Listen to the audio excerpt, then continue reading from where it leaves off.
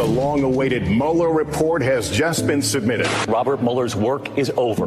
Now, Americans want to see the report. I think the report needs to be made public. I would like for as much as possible of the Mueller report to be open. And so we want to learn as much as we possibly can. It's really important that this report be made public. But I want everything that Mueller did made public. I told the House, if you want, let them see it. Call your congressman and tell them to urge the Justice Department to release the Mueller report. As that political ad makes clear, Democrats are not the only ones who have called for the full Mueller report to be made public. Back with us on the broadcast again, we're so happy to have Bill Kristol here tonight, a veteran of the Reagan and Bush administrations, also among the founding fathers of Republicans for the Rule of Law, the group that put out that ad. Bill, thank you. Watching Laura Ingraham tonight, which I try to do as part of a balanced cable diet each night, I noted she called you Iraq War cheerleader Bill Kristol.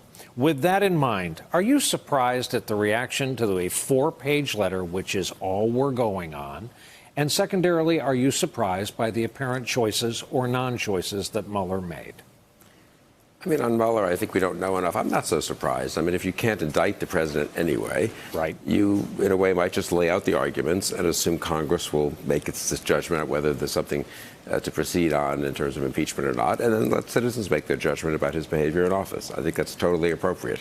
The really shocking or striking thing is that the Attorney General decided to give us his opinion in those 2 paragraphs that he didn't think an obstruction case could be made.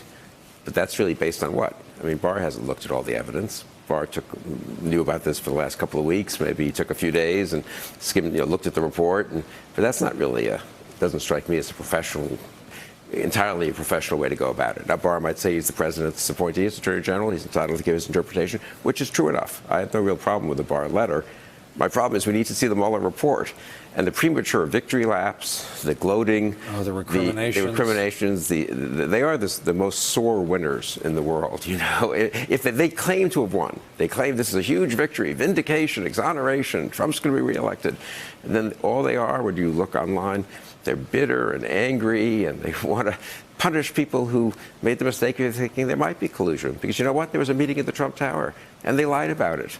And there was maybe some follow-up. Now, maybe it didn't amount, as Mueller says, to providing evidence that would allow you to bring a conspiracy charge. But the idea that it was ridiculous for the media to look into this, to look into what Manafort did, that's equally ridiculous. Hey there, I'm Chris Hayes from MSNBC. Thanks for watching MSNBC on YouTube. If you want to keep up to date with the videos we're putting out, you can click subscribe just below me, or click over on this list to see lots of other great videos.